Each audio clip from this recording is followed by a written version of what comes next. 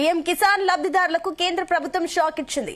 అనర్హులుగా తేలిన లబ్ధిదారులకు డబ్బులు కట్ చేస్తోంది. ఈ నెలలో డబ్బులు రిలీజ్ చేయాల్సి ఉండగా అంతకంటే ముందు వెరిఫికేషన్ కార్యక్రమం నిర్వహిస్తోంది. అందుకే నిధుల విడుదల ఆలస్యం అవుతోంది. కేంద్ర ప్రభుత్వం త్వరలో పీఎం కిసాన్ నగదును జమ చేసేందుకు సిద్దమవుతోంది.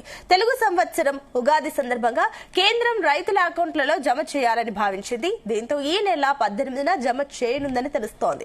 నిజమైన లబ్ధిదారులకు మాత్రమే డబ్బులు అందేలా కేంద్రం లబ్ధిదారుల అర్హతలను పునః పరిశీలిస్తోంది. ఇటీవల లక్షలాది మంది పేర్లను తొలగించిన కేంద్రం ఈ ఏడాది తొలి విడతకు ముందే మరోసారి పరిశీలన చేపడుతోంది. ఇదే అంశానికి సంబంధించి మరిన్ని డీటెయిల్స్ మా కరెస్పాండెంట్ వంశీకృష్ణ అందిస్తారు. వంశీ, సునీత, అటు ఏదైతే పీఎం కిసాన్ కు సంబంధించినటువంటి నిధులను త్వరలోనే కేంద్ర ప్రభుత్వం విడుదల చేయనుందని కూడా మనం చెప్పాలి. ప్రధానంగా ఏదైతే ఈ పీఎం కిసాన్ లకు సంబంధించి అనర్హులు ఎవరైతే ఉన్నారో వారందరినీ కూడా కేంద్ర ప్రభుత్వం తొలగించినటువంటి సందర్భం కూడా మనకు చాలా స్పష్టంగా వినిపిస్తా ఉంది. ప్రధానంగా ఏదైతే అనర్హులుగా చాలా మంది వరకు ఉన్నారనేది కూడా కేంద్ర ప్రభుత్వం గుర్తించినటువంటి సందర్భం కూడా మనకు కనిపిస్తా ఉంది. అటు ప్రధానంగా కేంద్ర ప్రభుత్వం తీసుకొచ్చినటువంటి ఈ పీఎం కిసాన్ కు సంబంధించినటువంటి ఏదైతే నిధులకు సంబంధించి గత కొన్నేళ్లుగా కూడా కేంద్ర ప్రభుత్వం అందిస్తూ వస్తున్నటువంటి సందర్భం కూడా మనకు కనిపిస్తా ఉంది. అనర్హులుగా తేలినటువంటి లబ్ధిదారులకు డబ్బులు కట్ చేస్తూ నిర్ణయం తీసుకున్నటువంటి సందర్భం కూడా మనకు కనిపిస్తుంది. ఈ నెలలో డబ్బులు రిలీజ్ చేయాల్సినటువంటి ఉండగా అంతకంటే ముందు వెరిఫికేషన్ కార్యక్రమాన్ని కేంద్ర ప్రభుత్వం నిర్వహిస్తుందని కూడా చెప్పాలి. అందుకే నిధుల విడుదలలో ఆలస్యం అవుతుందంటూ కూడా కేంద్ర ప్రభుత్వ వర్గాలు చెప్తా ఉన్నాయి. కేంద్ర ప్రభుత్వం త్వరలో పీఎం కిసాన్ సంబంధించినటువంటి నగదును జమ చేసేందుకు సిద్ధమవుతున్నటువంటి పరిస్థితి కూడా మనకు కనిపిస్తా ఉంది.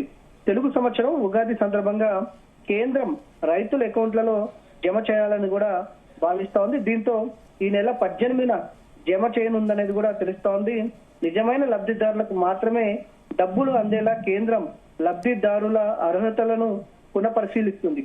ఇటీవల లక్షలాది మంది పేర్లను తొలగించిన కేంద్ర ప్రభుత్వం ఈ ఏడాది తొలి విడతకు ముందే మరోసారి పరిశీలన చేపడుతున్నటువంటి సందర్భం కూడా మనకు కనిపిస్తా ఉంది.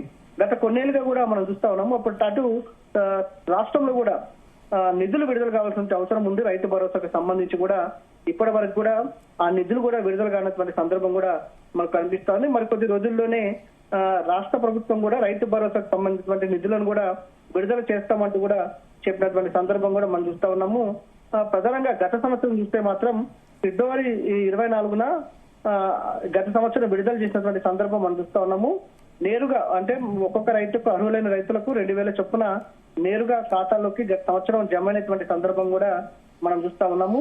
అర్హులైన రైతు కుటుంబాలకు సంవత్సరానికి కేంద్ర ప్రభుత్వం 6000 వరకు కూడా 3 విడతల్లో ఈ యొక్క పీఎం కిసాన్ నిధులను విడుదల చేస్తుందనేది కూడా మనం ప్రధానంగా చెప్పాల్సినటువంటి అవసరం ఉంటుంది.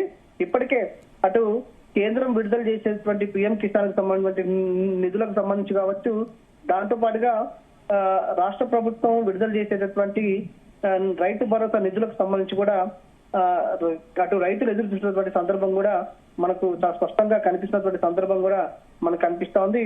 ప్రధానంగా ఆలస్యం కావడానికి నిధులకు సంబంధించి చూస్తే మాత్రం అనేక కారణాలు కూడా వినిపిస్తున్నాయి. ఒకటి, అనర్హులుగా ఉన్నటువంటి సందర్భం కూడా మనకు కనిపిస్తా ఉంది. అందులో ప్రధాన కారణం రీవెరిఫికేషన్ డ్రైవ్ గా తెలుస్తా ఉంది. నిజమైన లబ్ధిదారులకు మాత్రమే డబ్బులు అందేలా కేంద్రం లబ్ధిదారుల అర్హతలను పునఃపరిశీలిస్తున్నటువంటి సందర్భం కూడా మనకు కనిపిస్తుంది. ఇటీవల లక్షలాది మంది రైతులను పేర్లను కూడా తొలగించిన కేంద్రం ఈ ఏడాది తొలి విడతకు ముందే మరోసారి పరిశీలన చేపట్టినటువంటి సందర్భం కూడా మనకు కనిపిస్తుంది. మరొక అంశం, కీలకమైనటువంటి అంశం ఏంటంటే భూమి రికార్డులు అనుసంధానించకపోవడం లేదా యాజమాన్యంలో వ్యత్యాసం ఉండటం వల్ల కూడా ఈ యొక్క కారణంగా కనిపిస్తా ఉంది.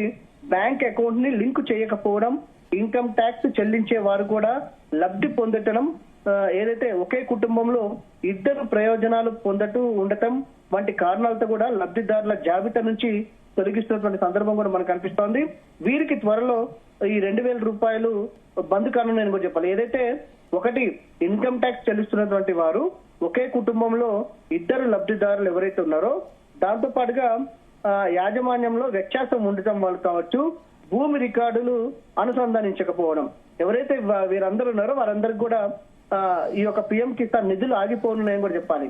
దాంతో పాటుగా పిఎం కిసాన్ పథకంలో పారదర్శకతను పెంచడం, ప్రభుత్వ నిధుల దుర్వినియోగాన్ని నిరోధించడం కోసం కేంద్రం భారీ రీవెరిఫికేషన్ చేపట్టినటువంటి సందర్భం కూడా మనకు చాలా స్పష్టంగా కనిపిస్తా ఉంది. మొత్తం మీద త్వరలోనే ఈ నిధులకు సంబంధించి కూడా విడుదల కానున్నాయి అనేది కూడా మనం చెప్పాలి సునీత.